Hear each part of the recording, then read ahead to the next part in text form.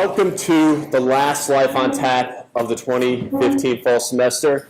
Really excited to have three esteemed alumni guests with us tonight, covering the fields of government think tanks and law in Washington, D.C. We're really blessed to be so close to the Capitol, and because of that, we have a really unique opportunity to jump into the city and interact with organizations that colleges that are further away might not have the opportunity to do.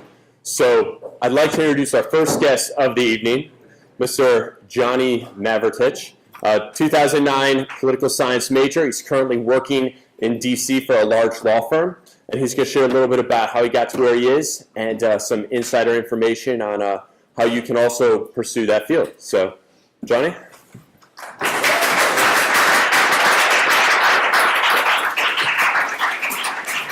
Thank you very much, Greg, and thank you all for indulging us and spending some time with us this evening. I think I speak on behalf of most alumni. It's really exciting to come back to campus and see it continuing to grow, and to see current students, most of all, what's most exciting, to watch the campus community continue to thrive. It's really great to be here.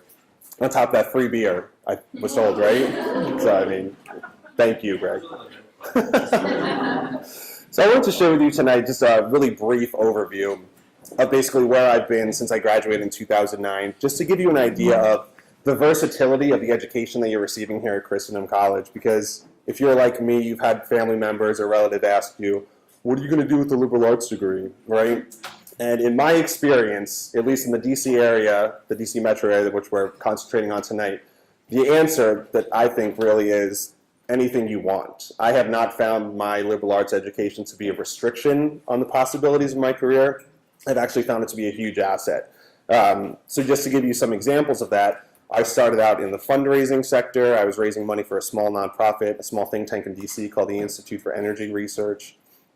It was great working on grant applications, personal appeals, helping my bosses keep track of donors and things like that. Eventually there was a need to move over to the communications and media side, which I really liked, working behind the scenes in terms of public relations and press releases, ghostwriting op-eds and things like that, and then was able to take on a more public role in terms of getting to do talk radio and TV and some really exciting things, and it was really great.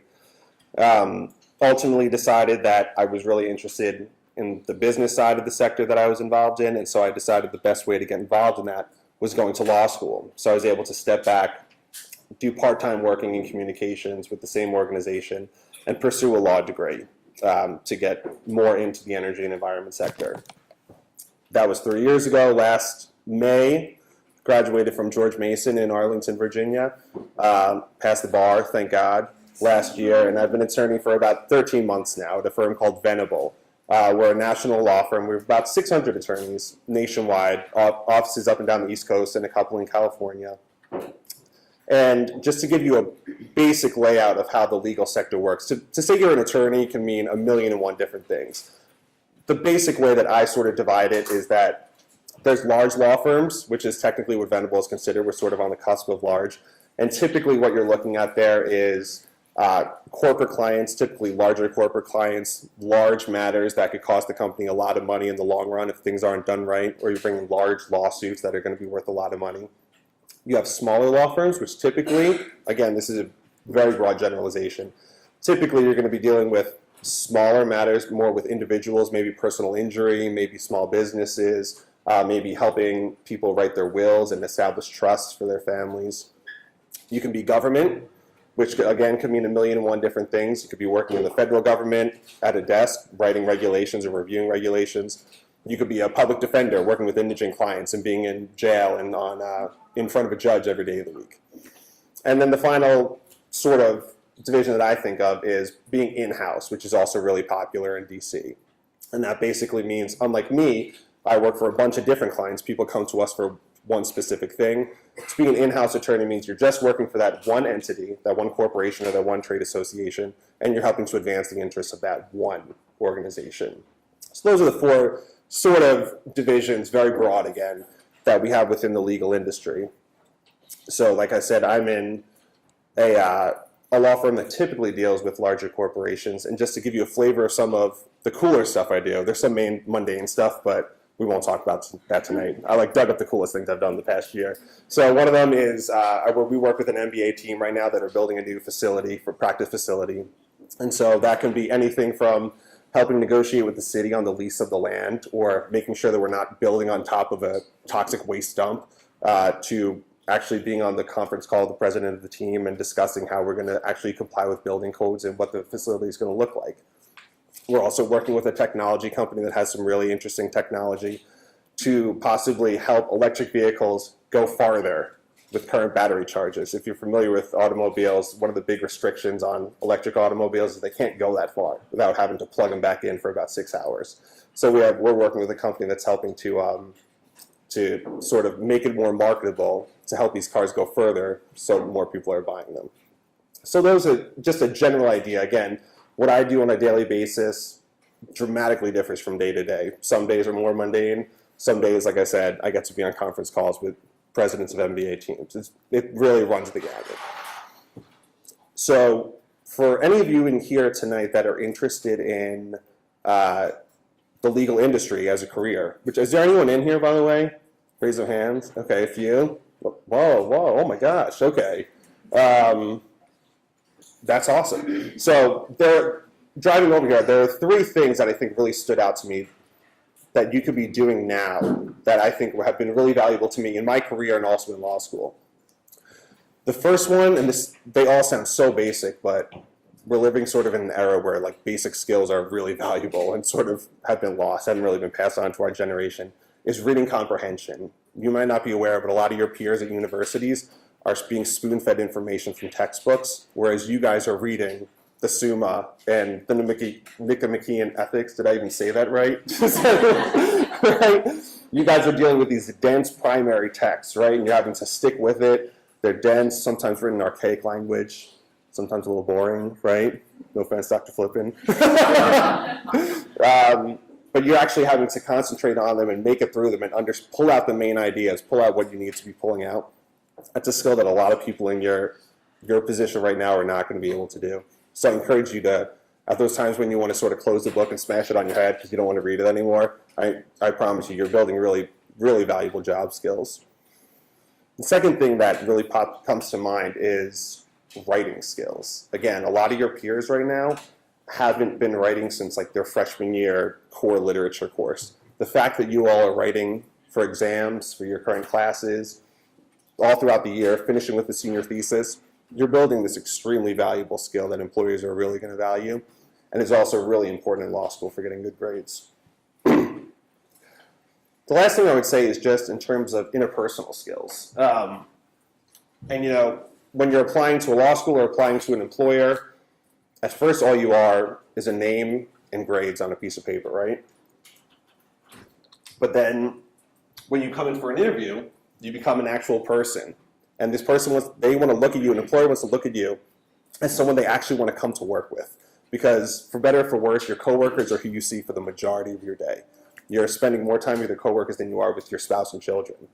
So you don't want to have someone in your office, even if they got great grades and went to a great school, who's sort of a downer, or can't look you in the eye or can't hold a conversation. So I'd really just encourage you now to be working on those skills with Greg. And I think Tom McFadden is also doing job interview skills, things like that.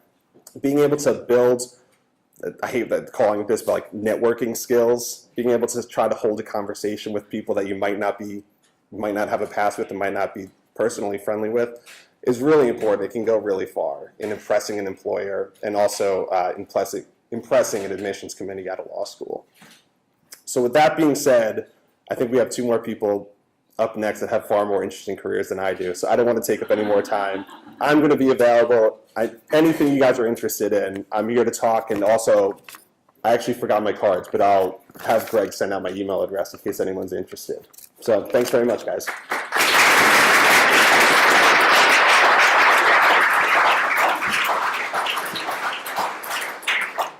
Thank you, Johnny. Like he said, he'll be available afterwards if you want to talk about getting into law school, big versus small law schools, how that works, pursuing ways of funding even law school. So I'm sure you can ask him those questions and practice your networking skills on him. So our next guest, Miss Tyler Lowe. She is a 2011 philosophy grad and currently the Director of Online Education at the Federalist Society in DC.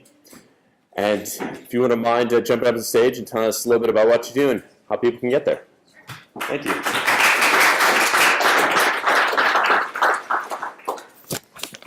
So I think I'm going to start even further back than Greg started, with where I was as a freshman and sort of going through college, what I did, because I think there's some, maybe some, things that might be interesting. My first summer after my freshman year, I went home and waitressed, and it was okay, put in my time, but I decided I'd never want to waitress ever again. So what do you do if you don't want to waitress again? You need a resume. You need to, learn how to present yourself professionally. You need to figure out, okay, what kind of office do I want to work in? How does this all work?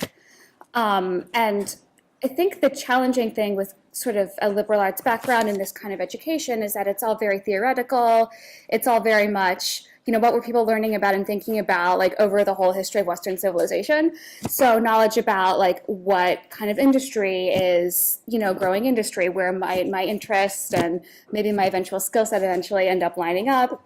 It's hard to get information about that when you're just busy studying and keeping up with tests and friends and all the things that you're busy doing your freshman and sophomore year. So eventually did internships between my sophomore and junior year, and then immediately after my senior year, and then the first day of my internship, my final internship, I got a call from the place that eventually ended up hiring me, where I still am today. But I think that it wouldn't have happened if I hadn't been determined to make it happen, because I didn't want to go home and waitress. So I think that having a really specific goal, well, it was kind of a negative goal in that case. I think positive goals in general are better than negative goals. But just having it, I know I don't want to, I don't want to do that again. I really do want to figure out how to, grow, learn, eventually end up in a career that I like, that I care about. I think it's a little bit of work, because again, what you're studying, I think John is right that there are a lot of skills that you get that maybe you don't realize how valuable and how unique they are.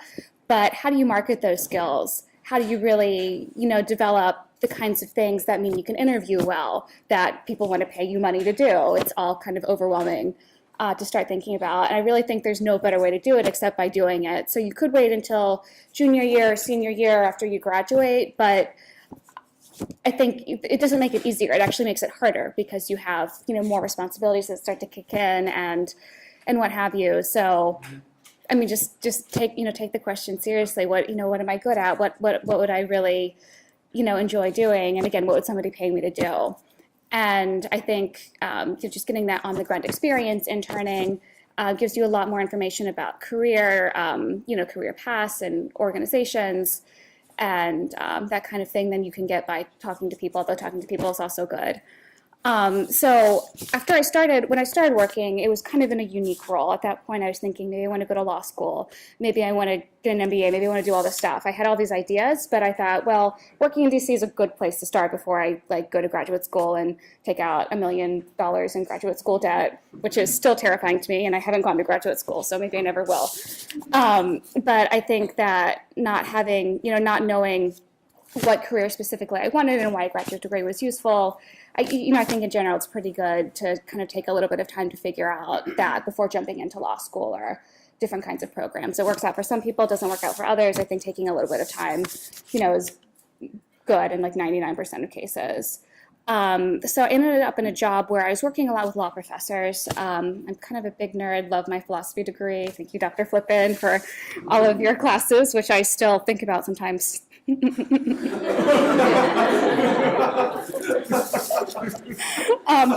But eventually I jumped into working with law professors, but doing a lot of program management and project management, which I didn't think initially that was something I'd be interested in or good at, but I found that, I kind of just like getting things done.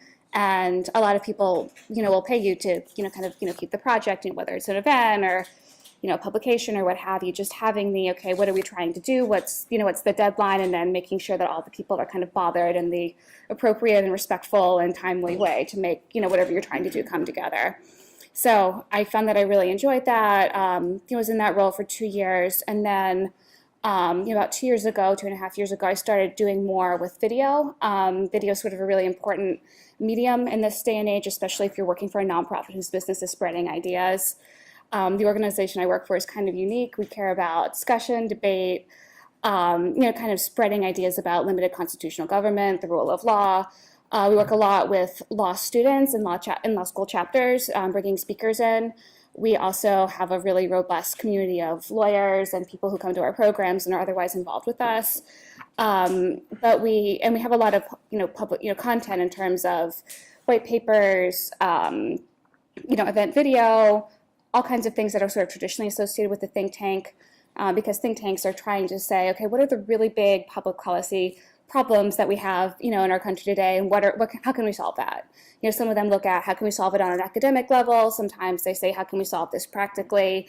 How can we, get Congress to do this thing? Everybody's kind of got their different issue or set of issues and tactical approach. And our approach is, a little bit more subtle, I think, than some, because we say, these conversations are really important conversations to happen. There's a conservative and libertarian view about the law that's being underrepresented.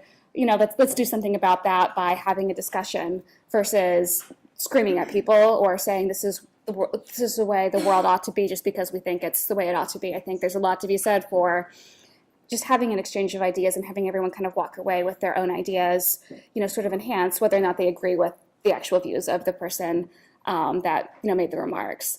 So I think from that perspective, that mission was kind of a unique, fit with me. I think this is one thing Lauren and I were talking about earlier. If you're working for a nonprofit, you really have to have a mission fit. Otherwise, you don't get paid enough. You're like, it doesn't make sense. So it's really important. I think, challenging in some ways to find the place.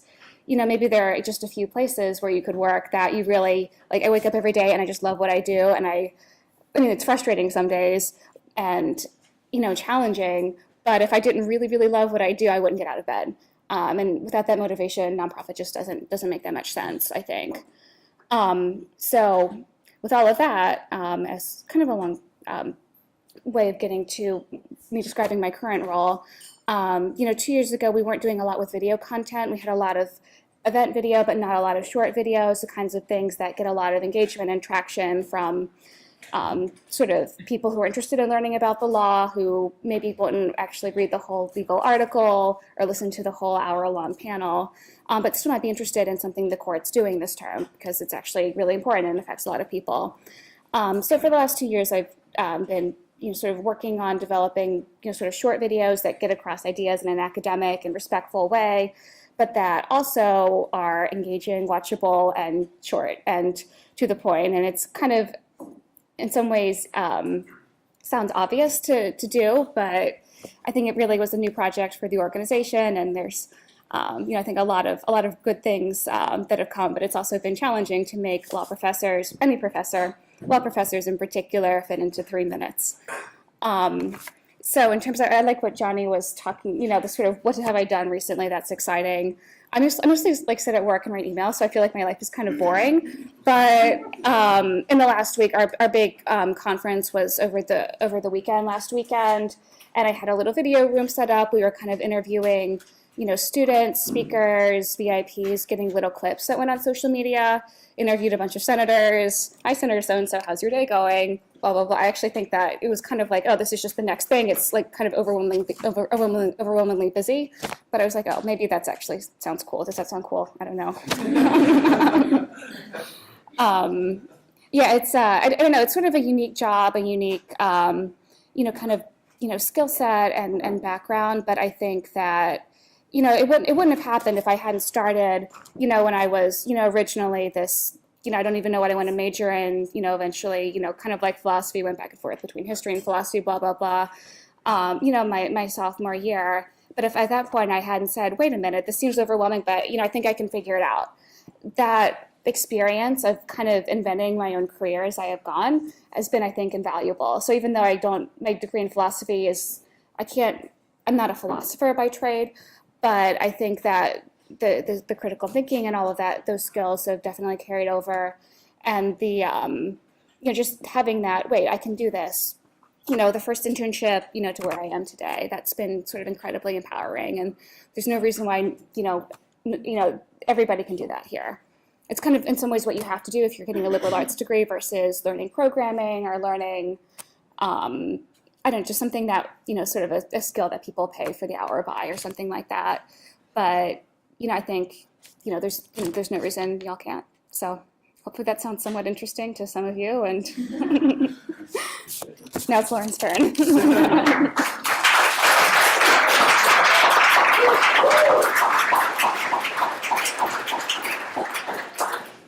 Thank you, Tara. I liked your nonchalant way of saying you're never intimidated by VIPs or senators. You just. I don't have the luxury of being intimidated. It's good. All right. Our next guest is Ms. Lauren Merz. She is a 2010 also philosophy grad, and she's currently working as the Director of Strategic Partnerships at Live Action in Washington, D.C. So if you could, Lauren, thank you so much.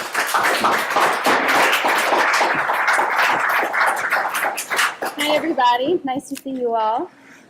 So I work for the pro-life media group Live Action. I don't know if you guys have heard of us before, but our president is Lila Rose, who started the organization when she was 15 years old, and then did her first undercover investigation when she was a freshman in college.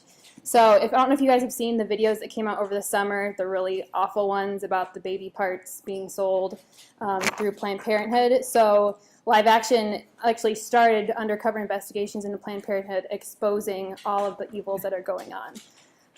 So that's kind of a little bit of a background of where I work. Let's start with what I did at Christendom so you kind of get an understanding of who I am. So when I was at Christendom, I worked in the student life office here for Tamby Spitz at the time, who was super awesome. It was kind of one of those God things, because I was going to work at the kitchen at Christendom, and I was like, well, I love cooking, so I'm going to go to the kitchen at Christendom. So God was very merciful and gave me a job at the student life office. And so my experience in the student life has been incredible in my job career as I move forward, because I gained a lot of administrative experience. So any kind of work study you can get at Christendom. A lot of people do internships here in the town or in DC. I was one of those people who's I'm never driving all the way to DC for an internship, not happening.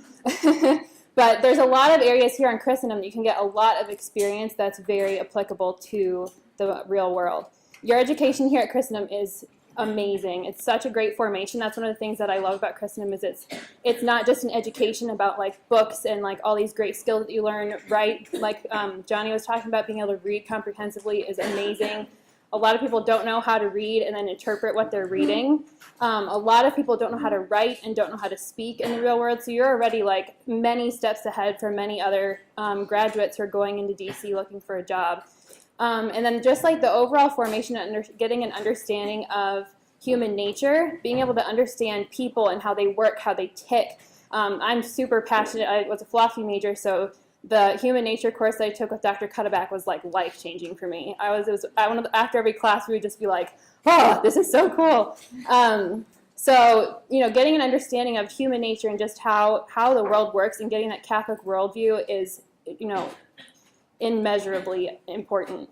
And I also really want to emphasize at Christendom I'm sure you hear this a lot, but being in the work world after 5 years and having to deal with real people and being in the fight for life, and it's a real spiritual battle.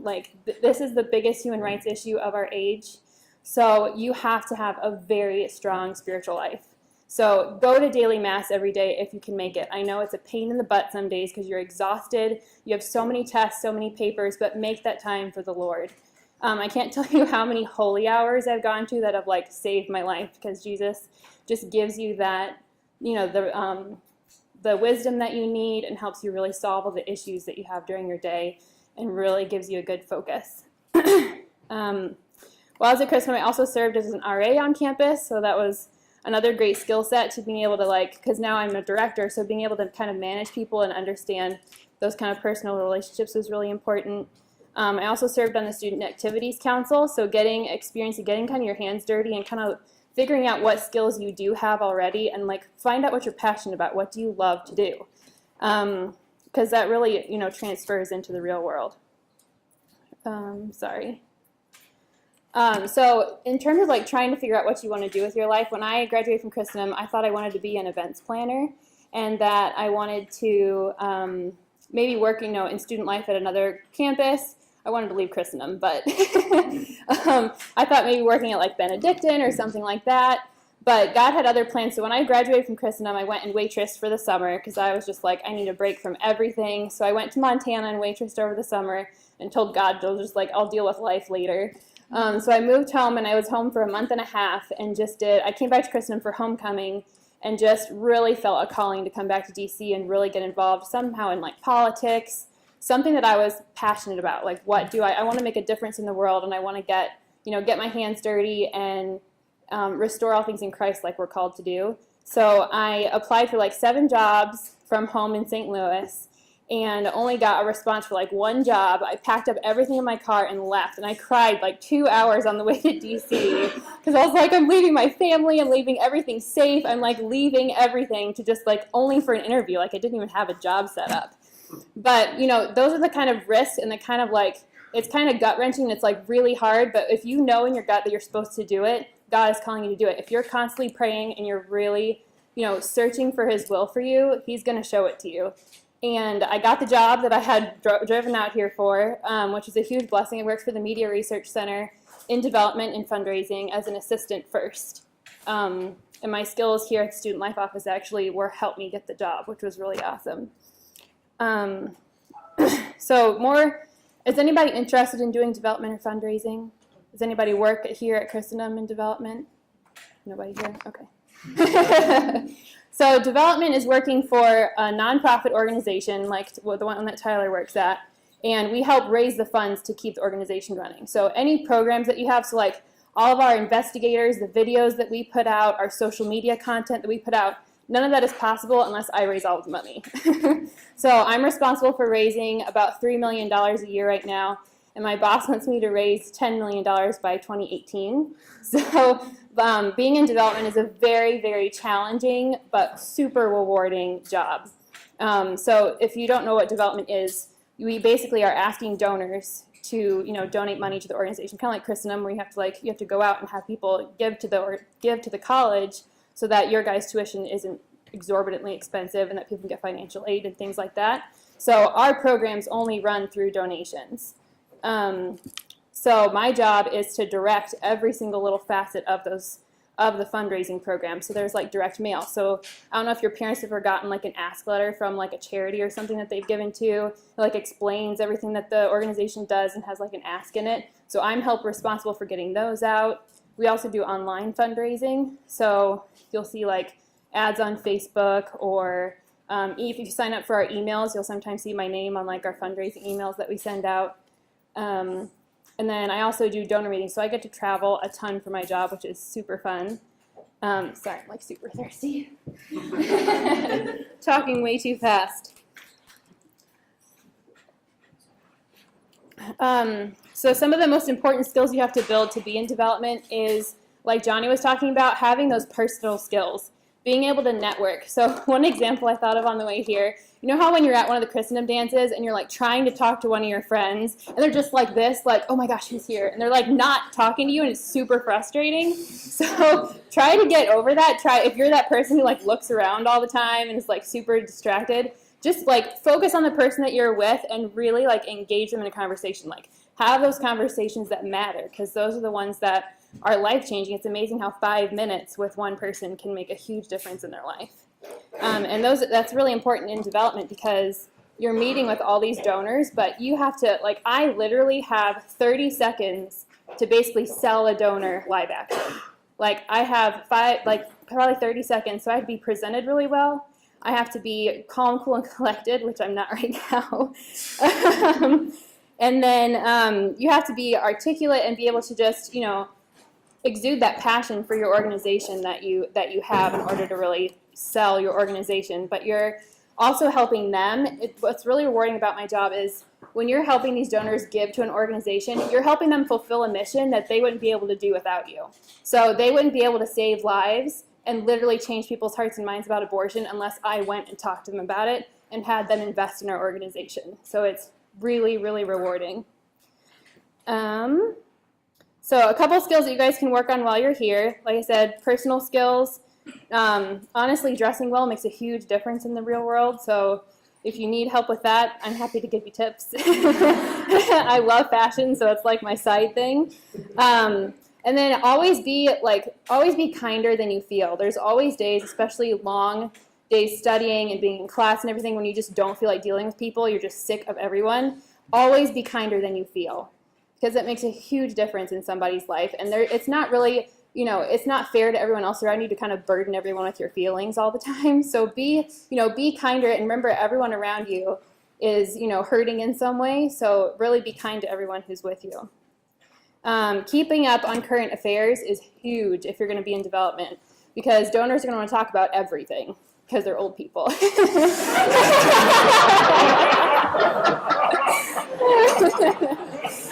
So donors love to talk about politics. They love to talk about the culture, the downgrade of America. There's just all these super. It's very cool, because all the things that you learned at Christendom really apply to working in development, because you're talking just so many cool people who are entrepreneurs, huge businessmen. So being able to have a well-rounded understanding of what's going on in the world and how you fit into it is really important.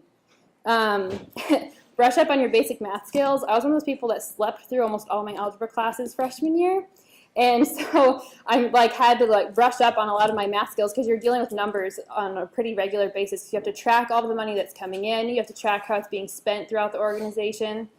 And then, what else did I have? Being in development, you really have to have a very gung-ho, can-do attitude. You have to be very personable. You have to love people, and then you have to find a mission, like Tyler was talking about. Find a mission that you're passionate about. I was not passionate about the first organization I worked for 3 years, but it gave me the skill set. I toughed with my way through it, and it has proven to be, God was just awesome. I knew I needed to be there. I didn't love my job. Some days I was like, I'm never going to get through this day. But I pushed through it for 3 years, and then God gave me this job at Live Action. It's been amazing. I've been there for about 1.5 years, and it's awesome. So yeah, sorry, I've been talking forever. The very last thing I want to talk to you guys about is just to challenge everybody to really, to be this on campus, but when you go out in the world needs joyful Christians. We need happy Catholics. The Lord doesn't like gloomy saints. So the world really needs saints to put the world on fire. We're in some really bad times right now. It's really tough, but at the same time, God has already defeated evil. So if you're called in the fight for life, if you're called, defend the church, all these different things require us to be a good, happy, joyful, hopeful example, no matter how dark the world is. And you're called to be a light in the world. So my challenge to you is to really ask God to use you in his battle and in the world to really restore everything in Christ, and he will set the world on fire. So thank you guys.